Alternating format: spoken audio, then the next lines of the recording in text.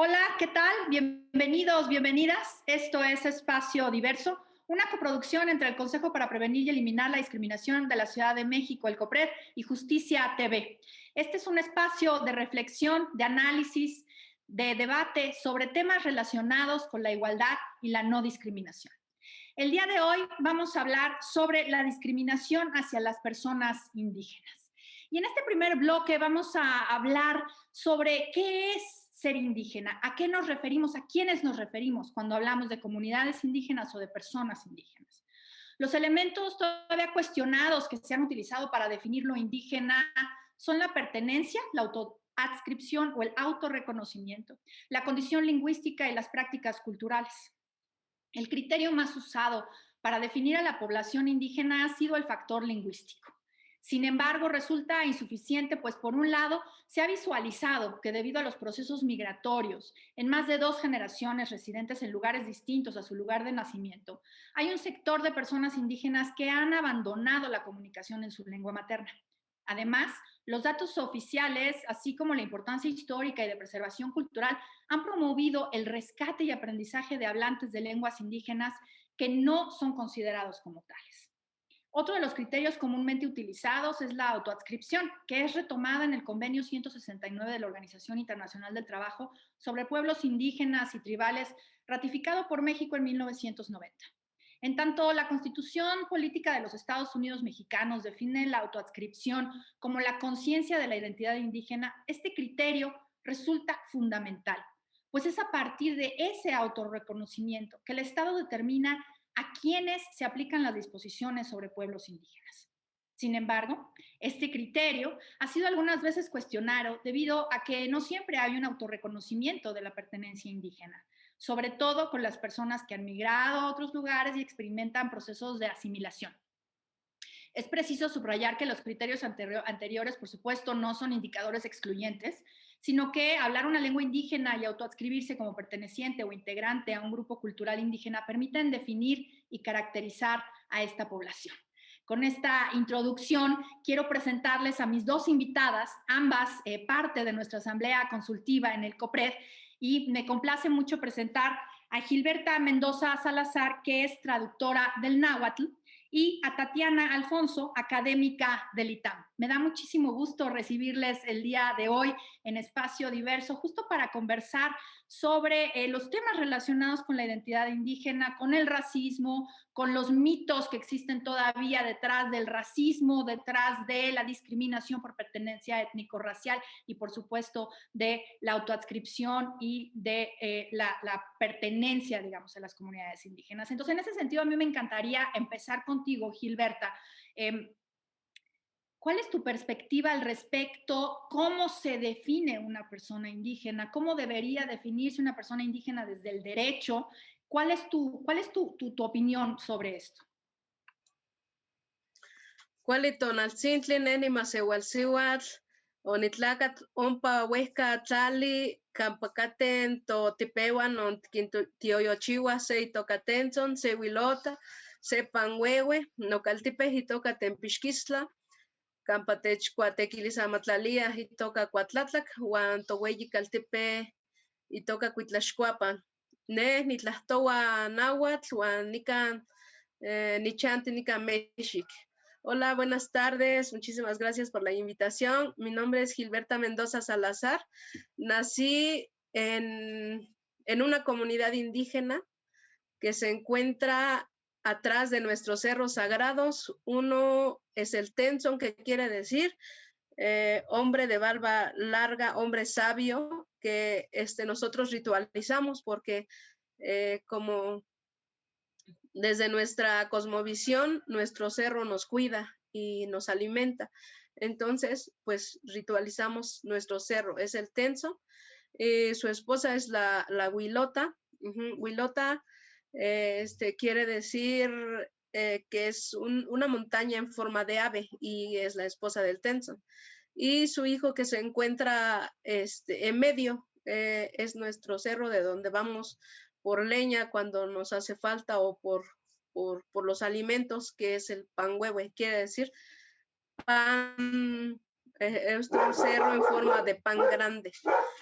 Y y mi comunidad se llama Tempesquistla, ya españolizado, pero es Tempisquistla. Eso hace alusión a unos árboles grandes que se encuentran en mi comunidad con una fruta amarilla que podemos comer, pero no podemos comer a lo mejor más de 5 porque nos escalda la lengua. Son árboles muy grandes.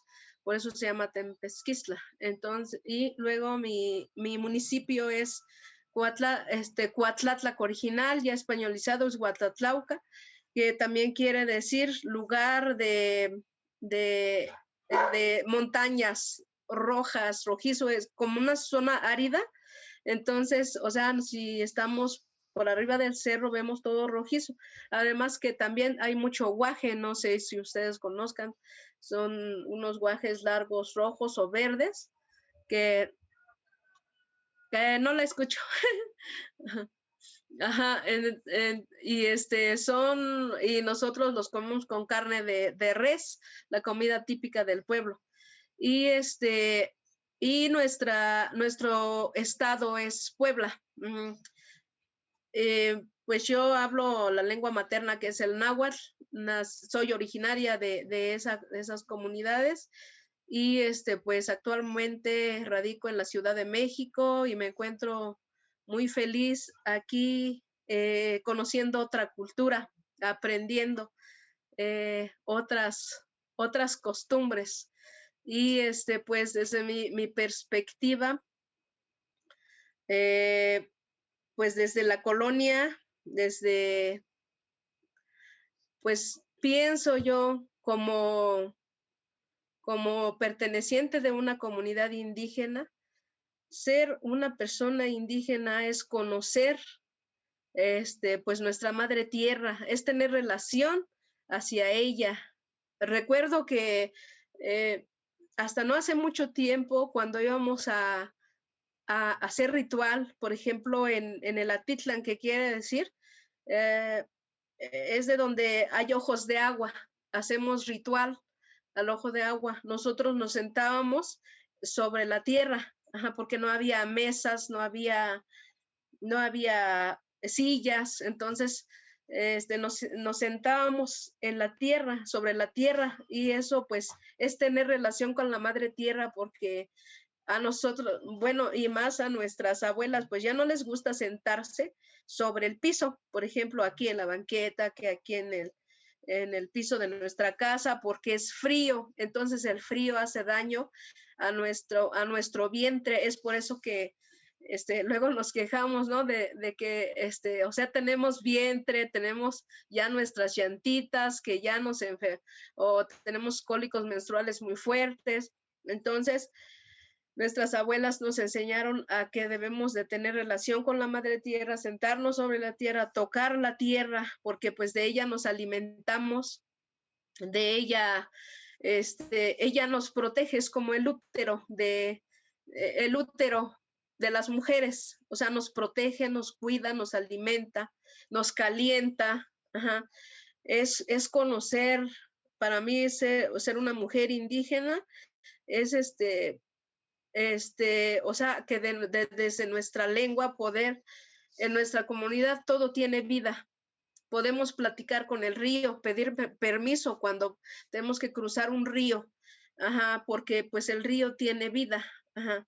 Si nosotros cazamos en el monte, debemos de saber cuándo cazar y en qué momento podemos cazar y también pedir permiso a las montañas, porque son, como lo dice nuestro Tenzon está vivo, y un día que otras personas llevaron a otra persona, digamos que las personas que van a hacer ritual son personas muy especiales.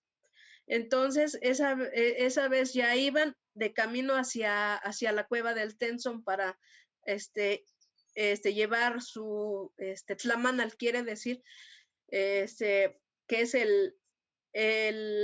¿cómo se llama? La ofrenda.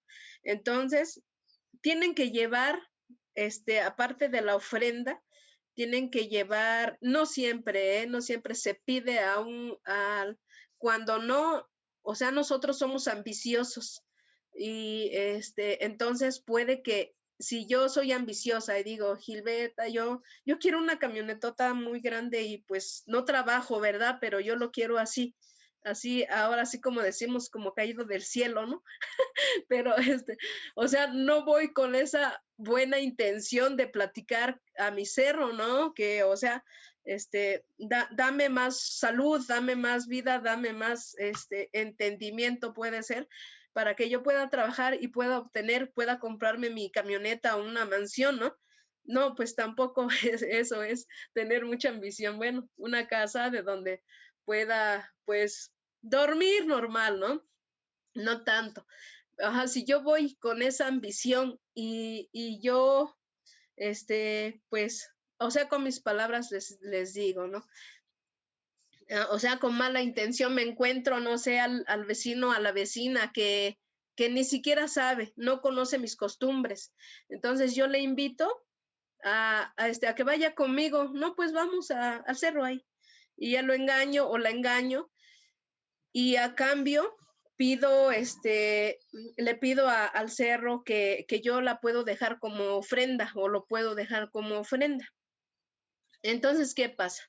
Dice nuestro cerro que no, porque está muy feliz porque ese es su hijo, que no lo quieran engañar porque ese es su hijo y y no se lo va a quedar como ofrenda porque su hijo tiene necesidad y es más, les pulga todos los días. Eso quiere decir que, por ejemplo, en el cerro, nosotros vamos por leña, pero de la que ya está seca. Ajá. Si vamos a cazar, vamos a saber qué día vamos a cazar, a qué hora, pedir permiso y qué animal sí podemos cazar y qué animal no podemos cazar. Ajá, entonces, ¿qué dice el tenso? No, no me lo quedo porque pues me expulga mi cabeza. Ajá, me cuida y yo pues lo alimento a cambio. Entonces, claro que no se lo va a quedar. Ajá, bueno, es un poquito lo que yo, desde mi perspectiva, o sea, es conocer lo que existe en nuestras comunidades, cómo podemos tener esa relación con nuestros cerros, con nuestros ríos, con la luna, mi papá siempre cuando habla del sol, siempre dice el Padre Sol. Ajá. Debemos de voltear a ver. Perspectiva cultural, digamos, de relación con el medio ambiente, con la naturaleza, esta relación, digamos, pues sí, del día a día con la naturaleza y con aquello que nos rodea, ¿no? Gilberta, me gustaría preguntarle a Tatiana, digamos, un poco cómo sería esta perspectiva o cómo podríamos traducir esta perspectiva que tanto trabajo nos ha costado entender desde una perspectiva occidentalizada, desde una perspectiva colonial. ¿Cómo se puede esto traducir, digamos, a un ordenamiento jurídico, que es lo que tanto trabajo nos ha costado justamente para el reconocimiento de derechos, porque seguimos en esta perspectiva occidentalizada? Sí, está bien, muchas gracias. Gracias Geraldina y gracias Gilberta por toda la perspectiva. Yo creo que desde un punto de vista más, claramente más aburrido y más interesante, pero justo como Geraldina decía, como la traducción de esto al derecho internacional de los derechos humanos, que es en realidad la fuente, ¿no?, de los derechos de los pueblos indígenas y que ha permeado distintos ordenamientos jurídicos nacionales.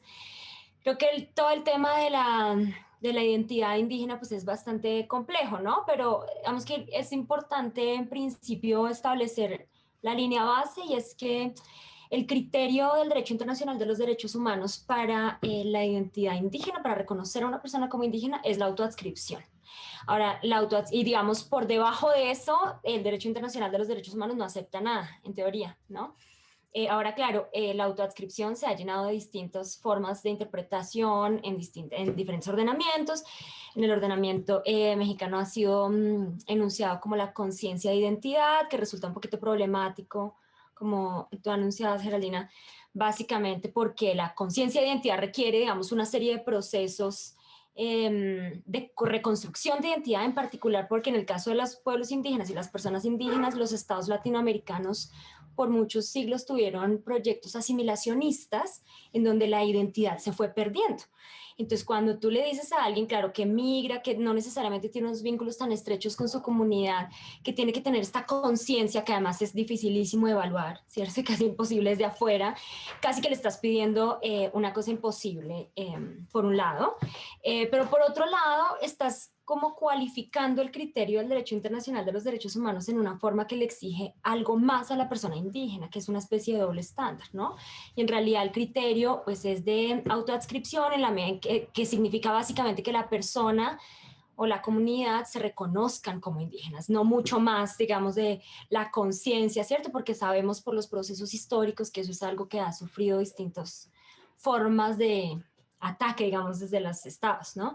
Ahora, eso, digamos, pues obviamente que en los ordenamientos nacionales ha ido introduciéndose, en particular desde los 90 con las reformas constitucionales, pues muy paulatinamente, y entonces como que coexisten algunos criterios, ¿no? Entonces tú mencionabas el criterio lingüístico o la lengua como criterio de identificación. Sí, y yo quisiera decir sobre eso, sin extenderme mucho, que es muy problemático que lo sigamos usando como único criterio o como un criterio diferenciador, porque básicamente se convierte en un dispositivo de doble discriminación, creo yo, por la siguiente razón, y es que exigirle a una persona para que su identidad sea reconocida como indígena, que hable todavía la lengua, implica que uno ignora que todos los proyectos asimilacionistas de los estados latinoamericanos en los que la enseñanza del español ha sido una herramienta para desaparecer a los pueblos indígenas, ¿sí? Y que por tanto, alrededor de esos proyectos se generaron estigmas y asociaciones peyorativas por el hecho de hablar una lengua indígena, lo cual explica que sociológicamente las lenguas pues tiendan a desaparecer en muchos contextos, a menos que la organización comunitaria sea muy fuerte, la identidad efectivamente se mantenga o que las comunidades y las personas estén en procesos de reconstrucción y revalorización de su identidad,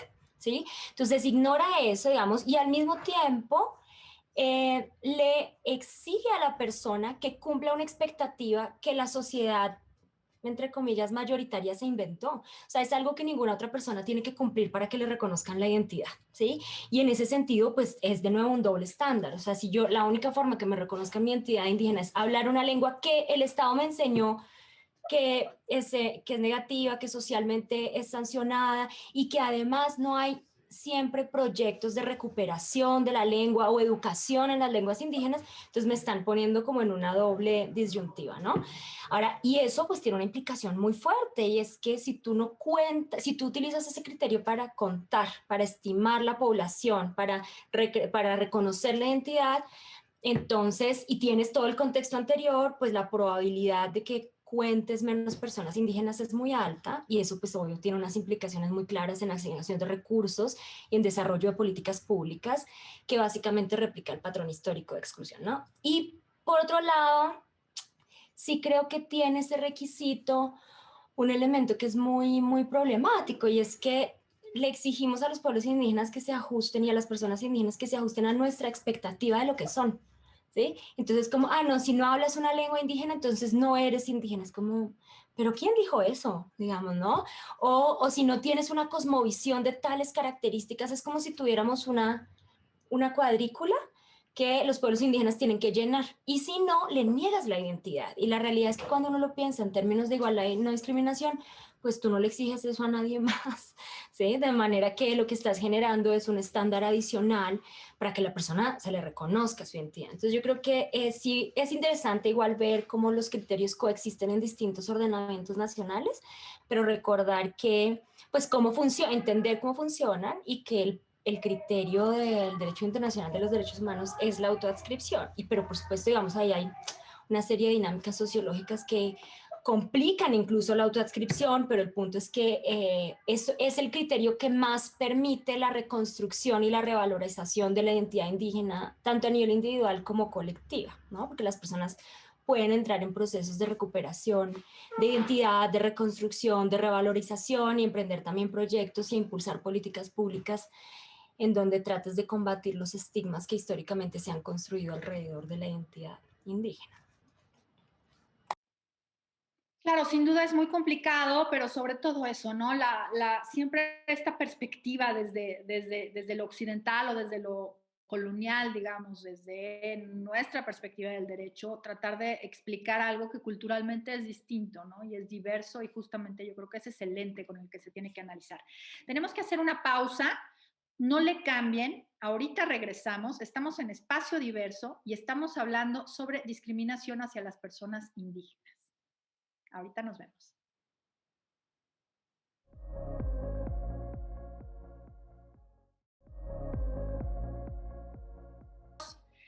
Estamos de vuelta aquí en Espacio Diverso y estamos hablando sobre discriminación hacia las personas indígenas. De acuerdo con la encuesta sobre discriminación en la Ciudad de México del 2017, tanto en el módulo de percepción como en el módulo de prevalencia, quienes más resultan discriminadas en la Ciudad de México son las personas indígenas. Y de acuerdo con un estudio que realizamos en el Consejo para Prevenir y Eliminar la Discriminación, en el COPRED, quienes más discriminación viven, además dentro de los grupos de las comunidades indígenas, son las mujeres indígenas. Hay un cruce, digamos, transversal o interseccional entre la identidad indígena y el género. Y esto, pues, evidentemente coloca a las mujeres indígenas en una situación de extrema vulnerabilidad.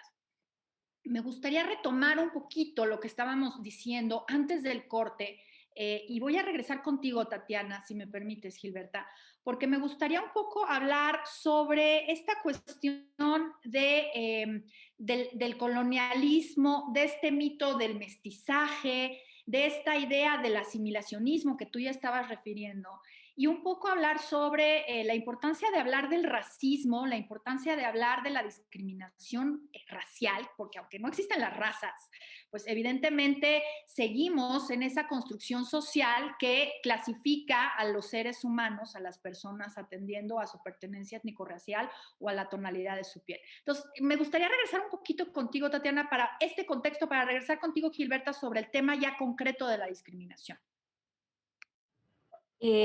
Así brevemente, ¿no?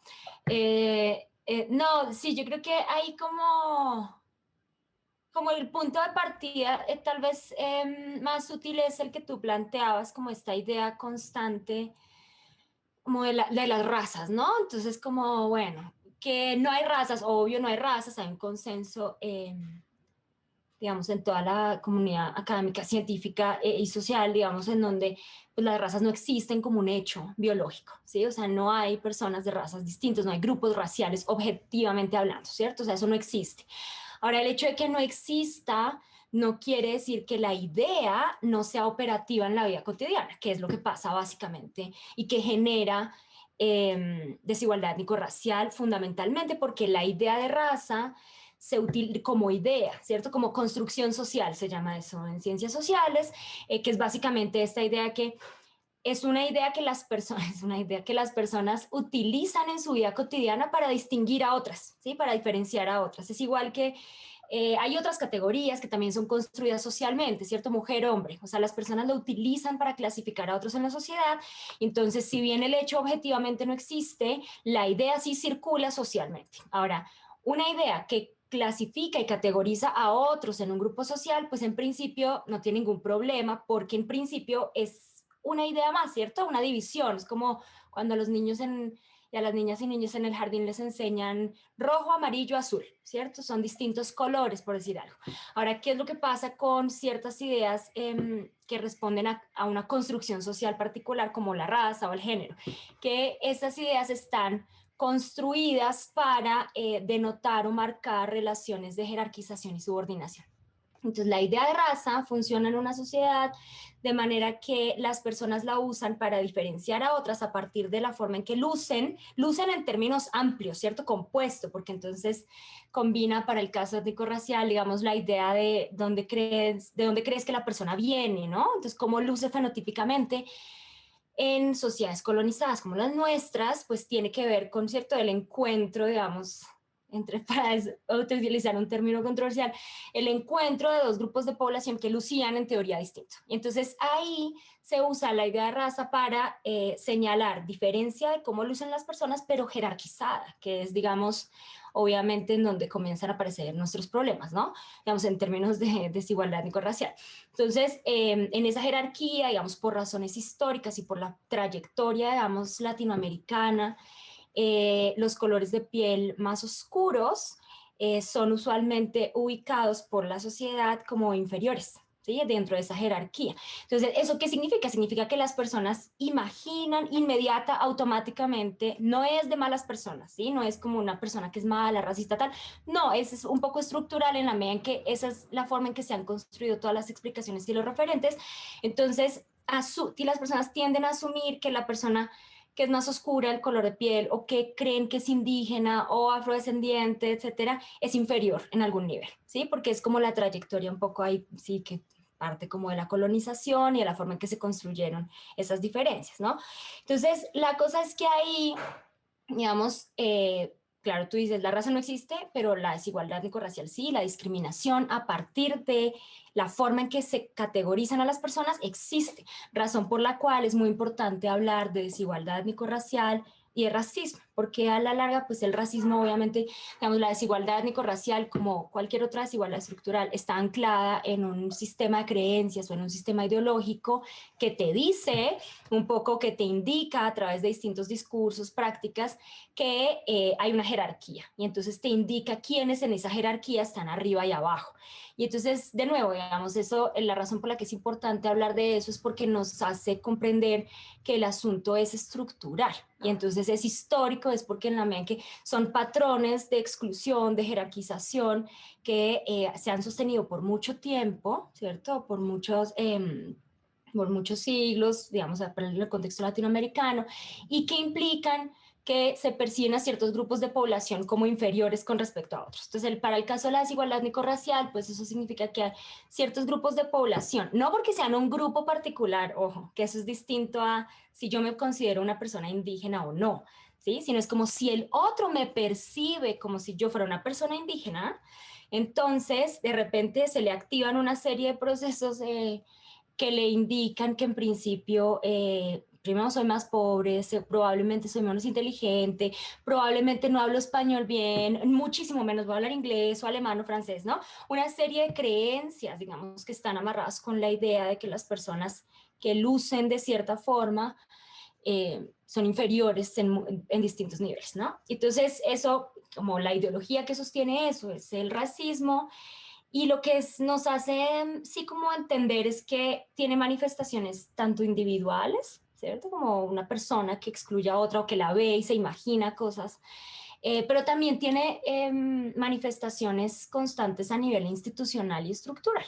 Y entonces eso significa que uno necesita también comenzar a identificar cuándo y cómo las instituciones reproducen esas creencias, esos estereotipos, esos discursos y generan, vamos, unas prácticas que en últimas terminan en discriminación, ¿sí? Porque el problema original es, claro, el racismo, la desigualdad étnico-racial que se deriva de ahí y al final la discriminación, ¿cierto? Como que la discriminación es en la punta del iceberg, si tú quieres. Entonces, como que tienes que ir abajo a ver qué es lo que lo sostiene. Y entonces, de ahí un poco la importancia de hablar de los términos más amplios, creo. Gracias, claro, sí, porque de repente tendemos a desconocer, digamos, que existe racismo y lo disfrazamos de otras cosas, ¿no? Pero me parece que es fundamental hablar del racismo, identificarlo, analizarlo, entenderlo, cómo opera justo toda esta masa, digamos, que está debajo del agua. Y justamente sobre cómo esta discriminación funciona, cómo es que viven las personas indígenas esta discriminación histórica y sistemática. Me gustaría ir contigo, Gilberta, porque además entendemos que esto es una discriminación, digamos, insisto, histórica, que tiene que ver con esta construcción colonial de quiénes son más valiosos o quiénes son más inteligentes o quiénes son más bellos o quiénes son más aptos o quiénes son más ricos o quiénes son más todo lo bueno y todo lo malo, digamos, ponerlo del otro lado en las personas principalmente indígenas y afrodescendientes por esta construcción que se dio durante durante la colonia, no solamente en América Latina, pero bueno, pues estamos hablando justamente sobre la situación mexicana. Entonces, Gilberta, te paso la palabra a ti para hablar justo sobre cómo se está manifestando, cómo se ha manifestado esta discriminación hacia las personas indígenas. Pues sí, claro, lo que ya explicó la compañera es lo que pues sufrimos después de la colonia, por ejemplo, pues en la educación. Yo recuerdo cómo en nuestras escuelas, o sea, los maestros solo hablaban español y nosotros monolingües en nuestra lengua materna. Entonces, o sea, el Estado, o sea, no toma en cuenta el contexto en el que nos encontramos nosotros como hablantes. Entonces, los libros todos son en español. Hasta, por ejemplo, si a mí me van a hacer un examen, ese examen es para todos, o sea, no es especialmente para los pueblos indígenas porque pues apenas empiezan a hablar, a, a entender un poco el español, porque yo recuerdo que, y no sé a los cuántos años, más o menos como a 7 o 8 años, que entré a la primaria, pues no sabía hablar español. Entonces, ¿qué es lo que pasa? Tengo que aprender español y ir comprendiendo lo que está en el libro. Y claro que muchas personas, pues, no es porque no, o nos dicen, no, pues por burros no pasaste de grado, ¿no? No, sino que el examen no fue de acuerdo al contexto en el que me encuentro. Y fue, o sea, totalmente en español. Cuando yo apenas voy empezando a hablar en español, ir entendiendo lo básico. Hay muchas palabras técnicas que no vi en el libro, no sé. Entonces, pues desde ahí, la discriminación. Nuestros maestros, pues muchos castigaban porque teníamos que hablar solo español, no nuestra lengua materna. Si hablábamos nuestra lengua materna, éramos castigados, con una piedra aquí cargando, o sea, como pegarnos en en las manos, no sé, o hincados ahí. Muchos, pues no comprendían o pues desde antes, ¿qué es lo que pasó? O sea, con los, desde la conquista, cómo llegaron muchos, frailes, muchos, no recuerdo cómo se llaman, pues que llegaban con los españoles y no, ustedes tienen que aprender a hablar español, porque ellos pues pensaban, ¿no? Pues lo que dijo Tatiana, que somos ignorantes, somos sucios, cuando pues no desconocíamos esa otra cultura, esa otra lengua. Entonces, pues desde ahí queda, por eso hay discriminación ahora, porque pues no, esta es ahora sí como dice la canción, prieta, chaparra y fea, entonces no tiene que trabajar aquí. Aquí solo blancas y altas, y entonces pues es lo que queda, es lo que decían los conquistadores, que somos ignorantes, sucios, cuando pues la verdad nosotros sí nuestros ancestros se bañaban en los ríos, se bañaban hasta 2 veces y claro que teníamos nuestro otro conocimiento, otra cosmovisión. Y entonces ahora somos discriminados. Por ejemplo, yo a lo mejor puedo ir a un trabajo, pero a mí me pagan menos porque yo pertenezco a una comunidad indígena y no se habla bien español y no soy, como ponen luego en los letreros, ¿no? Que se contrata personas, pero no recuerdo cómo dice, ¿no? Ahí que, o sea que tenemos que tener buena presentación. Sí. Y entonces, pues me van a pagar menos o les pagan menos a los hombres, a las mujeres, porque pues piensan que no, a lo mejor ¿qué es lo que dicen luego? No, apenas le voy a enseñar, entonces le voy a pagar menos. En la política pasa lo mismo. No hay, no aceptan a mujeres en la política. Porque a lo mejor no van a saberse expresar bien. Porque tal vez no habla su lengua materna bien y nada más quiere, postularse así, porque, bueno, yo conozco un caso así. Entonces, tiene que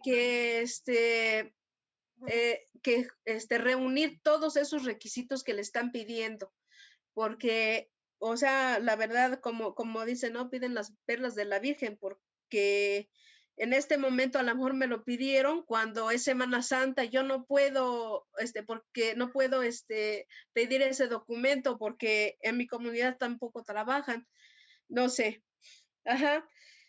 Y y en cuanto a la justicia, pues, ¿qué es lo que pasa ahí mismo? Yo estoy asistiendo a personas, que desde un principio, cuando los detiene el MP, o sea, no se toma el tiempo de ver si pertenece a una comunidad indígena. No es necesario que nos diga, porque muchas veces la gente lo niega por lo mismo que hemos sufrido exclusión, discriminación, entonces no lo dice, y también por miedo. Ajá. Entonces no se toman ese tiempo, ajá, de ver o a lo mejor escuchar, porque muchos de nosotros, muchas personas, o sea, es otra lengua el que estamos adquiriendo, entonces a veces nos comemos la S, a veces cortamos la palabra, a veces damos otro tono, o a veces no podemos hacer bien una oración. A lo mejor el verbo quedó en el sujeto, no sé, al revés. Ajá, entonces yo creo que todo eso tienen que escuchar, tienen que saber. Ajá. Y cuando ya están adentro, pues, y cuando los secretarios de acuerdos, el mismo juez y o el auxiliar, ¿qué dice? Si tú, déjame decirte que si tú pides un perito intérprete, tu caso se va a alargar. Se va a alargar y yo veo que hablas bien el español. A veces hasta son groseros, que no puedo decir aquí porque pues yo lo he escuchado. Ajá, sí, ahorita te estuve escuchando que hablabas con tus compañeros. ¿Cómo dices que no hablas español? Y entonces los intimidan y, ellos cuando les hacen una pregunta, o sea, los presionan. Y yo misma les he platicado o he dicho ahí mismo en la audiencia, discúlpeme, es que mire, por la presión automáticamente decimos que sí, pero es que no estamos de acuerdo, sino que no estamos entendiendo y la misma presión automáticamente, o sea, decimos que sí. Entonces, pues se violan los derechos, nuestros derechos. Y en cuanto a la salud también lo mismo, o sea, muchas veces las mujeres indígenas tienen a sus hijos en los pasillos porque no se les atendió. Ajá, tienen a sus hijos ahí en el patio, en el pasto, ajá, en el pasto porque no se les atendió. ¿Por qué? Porque a lo mejor no se pudo expresar bien, a lo mejor piden tantos requisitos que a lo mejor no llevó su comprobante de domicilio bien o o sea, cuando llegamos rentamos. Las mismas personas que nos rentan desconfían y no nos quieren prestar el comprobante de domicilio. Entonces, por todas esas limitantes, ¿qué es lo que pasa? Los padres ya no quieren transmitir la lengua materna y así se va haciendo todo más vulnerable, más pobre en todo. Ajá. Entonces, pues es lo que limita, lo que hace que a lo mejor yo tenía un proyecto, pero ese proyecto yo no lo puedo ingresar porque, ¿sabe qué? Ay, señora, ya reunió todos sus documentos. Ay, señora, no sabe ni lo que quiere. Ay, señora, o también he comentado también la edad. Ay, señora, no, es para menores de 29 años, usted ya no. Ajá, pero pues no saben qué es lo que hemos pasado. Pues no pudimos estudiar, no pudimos estudiar desde pues que éramos jovencitos por muchas situaciones en nuestra comunidad, aquí en la ciudad. Llegamos y pues hay que pagar renta, hay que pagar pasajes, comida.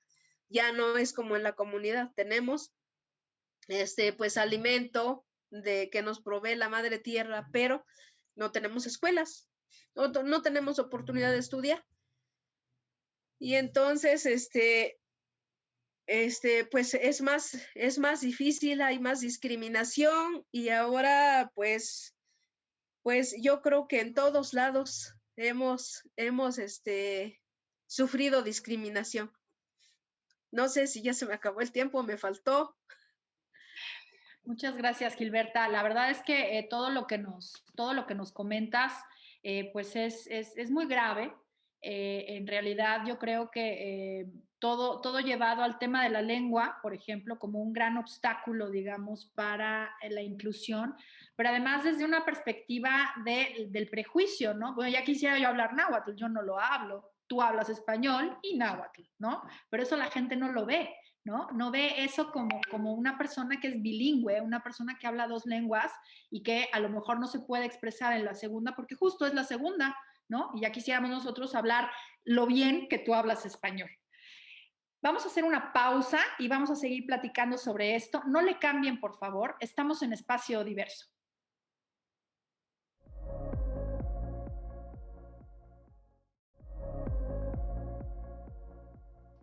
Pues estamos de vuelta en Espacio Diverso y antes de pasarle la palabra a mis compañeras, quisiera dar las gracias a Nidia Díaz por la interpretación de lengua de señas y hacer este programa accesible. Muchas gracias, Nidia.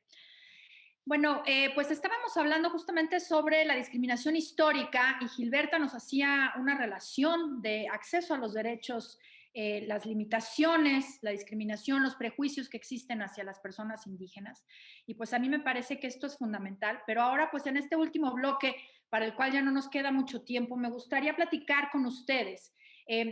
Pues, ¿qué hacemos? ¿No? ¿Cómo podemos trabajar por un cambio cultural que nos permita la inclusión de las personas indígenas, que esto sea un hecho y no solamente pues un discurso, ¿no? Porque al final del día mucho se habla, de repente tuvimos una reforma al artículo 2 constitucional muy importante que pues se quedó justamente en retórica, ¿no? Y a mí me parece que tenemos que trabajar en este cambio cultural. Entonces voy a ir contigo, Tatiana, para que Gilberta concluya, digamos, con una perspectiva desde su perspectiva cultural, si me permiten el uso de la palabra así. Tatiana. Sí, como la otra pequeña pregunta. Bueno, en realidad yo creo que es como, sí, no, es muy difícil, pero hay ciertas cosas que yo sí creo que hay que empezar a hacer de manera más sistemática. Creo que la primera es justamente hacer evidente, visible, claro y demostrar algo que decía Gilberta, y es que ese tratamiento que las instituciones le dan a las personas y pueblos indígenas no es ni aislado, ni es simplemente una violación de derechos como tú se lo harías a otra persona, sino que está anclado justamente en esa idea racista de la inferioridad y en ese sentido, por un lado, pues es racismo, ¿cierto? Pero además es discriminatorio, que yo creo que hay como un poco que jugar no solamente con el hecho de que se violen los derechos, sino en esa clave es como le estás violando los derechos o le estás poniendo unos obstáculos adicionales porque la identificas como una persona que es indígena, ¿no? Y yo creo que en eso, que parece una cosa muy básica, en realidad es muy difícil porque las instituciones se resisten a aceptar que es así. Los agentes de las instituciones obviamente también, ¿cierto? Es como, no, no es por eso, es por algo más, es como, no es por eso, ¿sí? Sí es por eso, de manera que tú puedas comenzar un poco a evidenciar, pensando en términos de cambio cultural y político sobre todo, puedas comenzar a evidenciar en dónde están las asimetrías que tienes que corregir, ¿sí? Porque creo que hay Yo, digamos, como tú usaste la palabra cultura, dijiste, si me permiten usarla así, yo, o sea, creo que hay que, como diste un poquito de pie para eso, como insertarla en el contexto político y social más amplio por una razón, porque es que creo que si hablamos mucho de nuestras, por ejemplo, cuando la gente dice la cultura de nuestros pueblos indígenas, es como, ¿cómo nuestros? No son nuestros, ¿eh? Digamos, es como, no son nuestros, tú no dices eso de ningún otro grupo de población, ojo. ¿Mm? Y digamos, y eso significa que hay que también un poco como buscar la forma en que las políticas públicas efectivamente reconozcan y logren formas de inclusión desde la diferencia, desde la perspectiva cultural, pero también desde la perspectiva política y de igualdad sustantiva, ¿no? Que implica, obviamente, repensar, digamos, las formas de incluir, mostrar en dónde están esas prácticas asimétricas. Y pues yo creo que sí hay que seguir construyendo políticas públicas que reconozcan que esa es la línea base, y que como es la línea base, pues tú tienes que corregirlo, ¿sí? No es simplemente un asunto de inclusión o de recreación de la cultura, no, sino es un asunto de desigualdad. Y como es desigualdad, entonces lo tienes que comenzar a corregir de manera que puedas generar algún tipo de redistribución que no sea solo simbólica, sino que sea material, y que implique pues igualdad sustantiva. Y obviamente pues no es como que haya una fórmula ni nada, y a veces es todo muy genérico, pero creo que también lo hemos hablado antes, como tener políticas públicas con enfoque diferenciado es fundamental y nos falta una cantidad. Tenemos un montón de políticas públicas diferentes para los pueblos indígenas, pero no tenemos enfoques diferenciados y diferenciales en todas las políticas públicas que deberíamos tenerlas, ¿sí? O en, pues, en las formas de juzgar, o en las formas en las que las instituciones actúan, etcétera, ¿no? Y yo creo que ese es un paso importante para dar, relativamente viable, por lo menos en la formulación, ¿no? Y que falta muchísimo.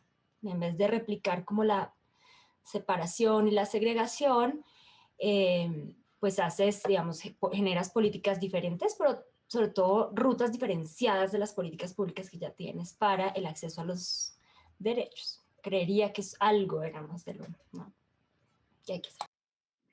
Claro, sí, ojalá hubiera una fórmula, ¿no? Porque, bueno, pues justamente es un poco el aquí empezar a imaginar qué podríamos hacer, ¿no? Y creo que algo muy importante que se ha hecho desde la academia es justamente hablar sobre las prácticas discriminatorias, que es esto que Gilberta nos comparte, ¿no? En dónde, en qué momento, cuándo, para que realmente se puedan pues arreglar. Yo siempre digo tirar el dardo y darle en el blanco, porque pues de otra manera estamos hablando del racismo.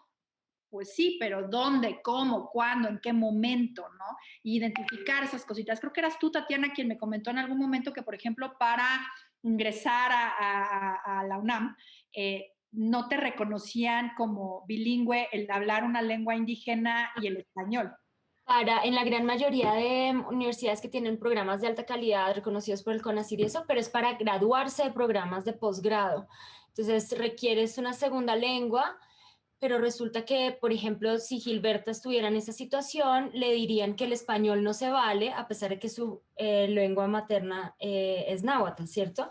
Que digamos es claramente eso que hablábamos esa vez, como la única explicación detrás de eso es racismo, y es que tú crees que el inglés o el alemán vale más que el náhuatl y que el español, ¿no? Pues porque dos lenguas son dos lenguas y así. Entonces creo que sí, es para graduarse. Pues sí, justo, ¿no? Ese tipo de cuestiones. Gilberta, ya no te quito más los minutos que nos quedan y quiero pasarte el micrófono para que compartas con nosotros cómo podemos promover, cómo podemos trabajar por un cambio cultural.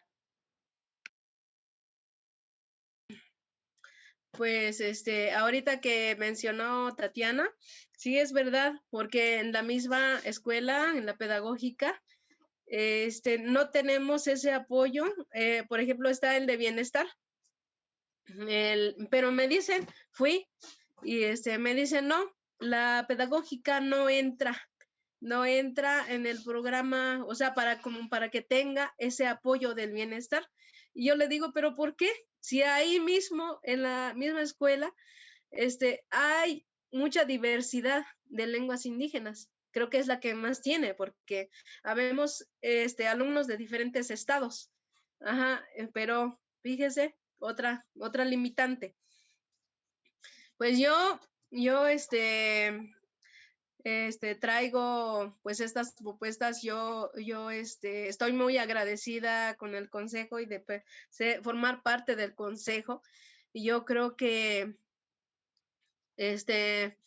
con todas las personas que estamos ahí, siento que pues ya estamos haciendo o ya estamos trabajando en conjunto, y me gustaría que pues que se tomara en cuenta lo que pues les voy a compartir.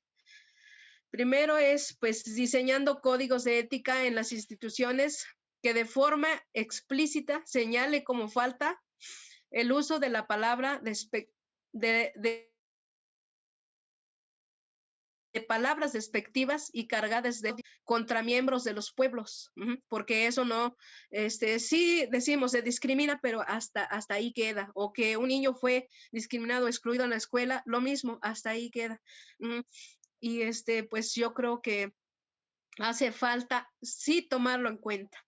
La prohibición de expresiones y asociaciones con estereotipos que son sucios, que son ignorantes, denigrantes para los miembros de los pueblos indígenas, y la obligación de trato especial a los indígenas como medida afirmativa en las instituciones, incluyendo los perfiles de puestos dentro de las instituciones de lengua indígena como requisito para contratar personal indígena, mujeres y jóvenes indígenas, como medida afirmativa de no discriminación laboral ni económica.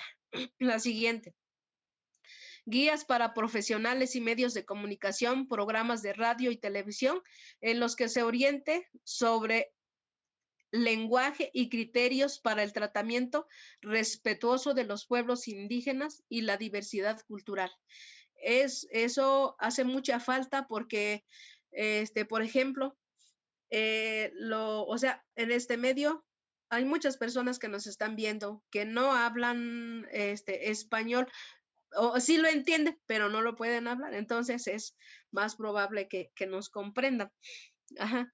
Y la siguiente es guías y criterios para docentes y autoridades educativas para abordar y atender de manera sensible y respetuosa el tema de la diversidad y el trato con personal y estudiantes indígenas. Porque pues aquí mismo en la ciudad conozco tuve oportunidad de estar en un programa que se llama Maestro en tu Casa. Entonces me di cuenta cómo los niños ya no quieren estudiar por lo mismo que sufren discriminación, exclusión, o por no comprender. O sea, estudiar en una comunidad es muy diferente porque aprendemos lo básico.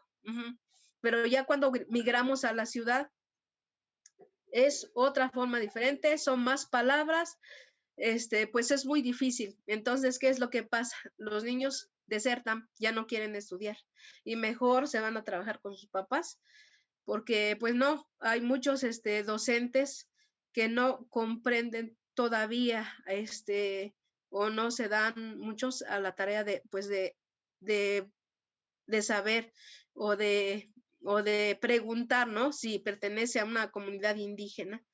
Y eso es lo que pasa. Ojalá que sí nos tomen en cuenta. Y pues muchísimas gracias por la invitación, y aquí estamos. Gilberta, muchas gracias, y seguro que sí seguiremos platicando porque pues como siempre sucede en este programa, el tiempo se va volando y ya se nos terminó. Pero yo quiero agradecerles mucho, Tatiana y Gilberta, por esta conversación, porque creo que pusimos algunos temas sobre la mesa que podemos seguir conversando, y yo creo que esas propuestas que pusiste tú ahorita, Gilberta, pues me gustaría que las retomáramos. Yo creo que hay algunas de ellas que desde el Consejo podemos trabajar en conjunto contigo y con la Asamblea, y que podemos empezar a impulsar estas cuestiones, ¿no? Y por supuesto siempre, bueno, pues decirles que el Consejo es el área donde pueden poner, el órgano donde pueden poner sus quejas por prácticas discriminatorias fundadas en su pertenencia étnico-racial, por ser indígenas, por la tonalidad de su piel, por su nacionalidad, por su apariencia. Y bueno, pues con eso cierro el programa de hoy. Les agradezco mucho que nos hayan acompañado aquí en Espacio Diverso, y nos vemos a la próxima. Muchas gracias.